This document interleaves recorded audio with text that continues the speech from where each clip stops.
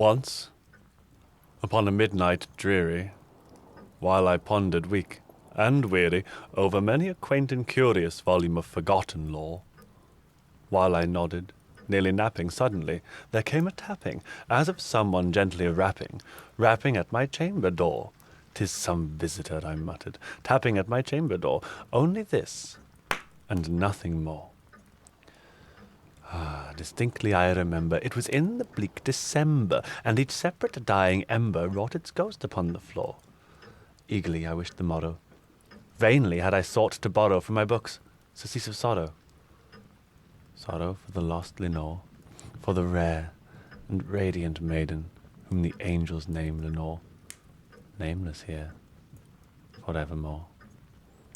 And the silken, sad, uncertain rustling of each purple curtain thrilled me, filled me with fantastic terrors never felt before, so that now, to still the beating of my heart, I stood repeating, "'Tis some visitor entreating entrance at my chamber door, some late visitor entreating entrance at my chamber door.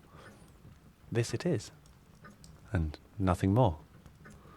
Presently my soul grew stronger, hesitating then no longer. "Sir," said I, "or madam, surely your forgiveness I implore, but the fact is I was napping, and so gently you came rapping, and so faintly you came tapping at my chamber door, that I scarce was sure I heard you." Here I opened wide the door. Darkness there, and nothing more. Deep into that darkness peering, long I stood there, wondering, fearing, doubting, dreaming dreams no mortals ever dared to dream before.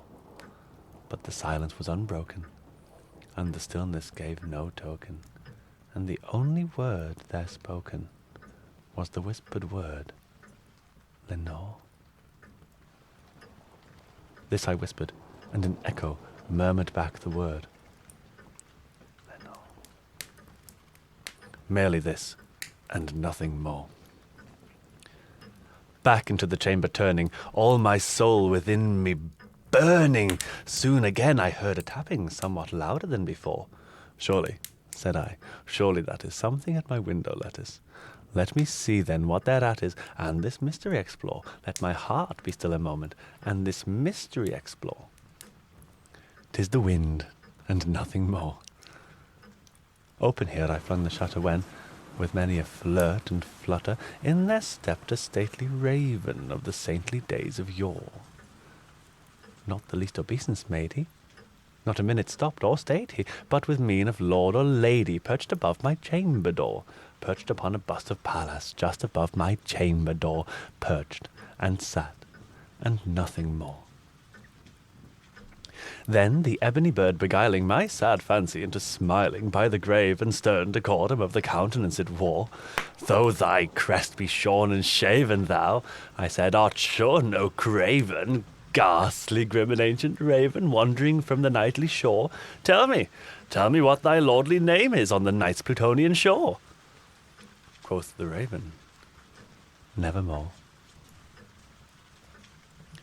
Much I marvelled this ungainly fowl to hear discourse so plainly, though its answer little meaning, little relevancy bore, for we cannot help agreeing that no living human being ever yet was blessed with seeing bird above his chamber door, bird or beast upon the sculptured bust above his chamber door, with such a name as Nevermore. But the raven, sitting lonely on that placid bust, spoke only that one word, as if its soul in that one word he did outpour. Nothing farther then he uttered, not a feather then he fluttered, till I scarcely more than muttered, "Other friends have flown before. On the morrow he will leave me, as my hopes have flown before." Then the bird said, "Nevermore." Startled at the stillness broken by reply so aptly spoken, "Doubtless," said I, "what it utters is its only stock and store, caught from some unhappy master, whom in merciful disaster followed fast and followed faster, till his songs one burden bore, till the dirges of his hope that melancholy burden bore, of nevermore." But the raven still beguiling all my sad soul into smiling, straight I wheeled a cushioned seat in front of bird and bust and door. Then, upon the velvet sinking, I betook myself to linking fancy unto fancy, thinking what this ominous bird of yore, what this grim, ungainly, ghastly, gaunt, and ominous bird of yore meant in croaking, nevermore. This I sat engaged in guessing, but no syllable expressing to the fowl whose fiery eyes now burned into my bosom's core. This and more I sat divining, with my head at ease reclining on the cushion's velvet lining that the lamplight gloated o'er, but whose velvet violet lining with the lamplight gloating o'er she shall press nevermore. Then, methought, the air grew denser, perfumed from an unseen censer swung by seraphim, whose footfalls tinkled on the tufted floor. "Wretch!" I cried, "thy God hath lent thee, by these angels he hath sent thee respite and nepenthe from thy memories of Lenore. Quaff, oh quaff this kind nepenthe, and forget this lost Lenore." Quoth the raven, "Nevermore."